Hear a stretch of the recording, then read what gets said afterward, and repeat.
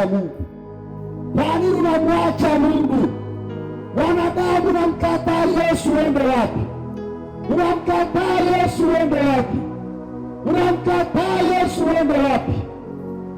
Unamkataa Yesu, uende wapi? Una mbingu yako, una mbingu yako ambayo unaenda ukiondoka kwa dunia.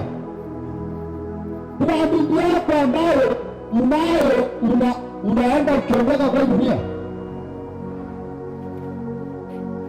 Mungu ni mmoja na hana amri moja, na Yesu ndio njia. Yesu anasema nyumbani kwa Baba yangu kuna makao mengi, nyumbani kwa Baba yangu kuna makao mengi. Ndio maana tumekuja hata Kibera, tumekuja ili kusileta habari za Yesu, ili kusiona mmoja atakufa akaenda kuzimu.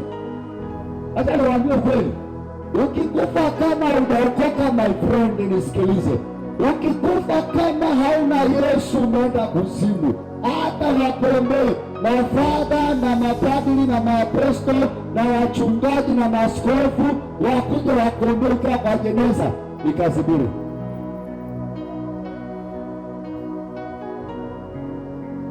Anasifiwe. Haleluya. Amen. Ndio maana ukisoma kitabu cha Isaya 38 mstari wa kwanza, Mungu alimtuma Isaya akamwambia, nenda mwambie Hezekia atengeneze mambo ya nyumba yake, maana atakufa. Maana yake Mungu anataka utengeneze kabla ukufe. Mungu anataka mpatane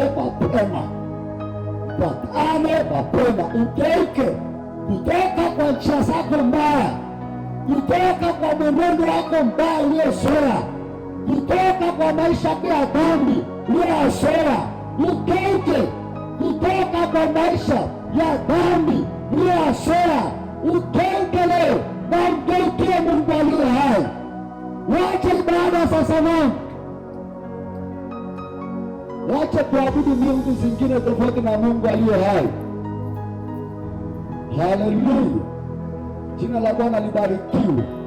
Amen. Yesu atukuzwe. Amen. Na hilo ndilo neno la Bwana. Acha niombe katika jina la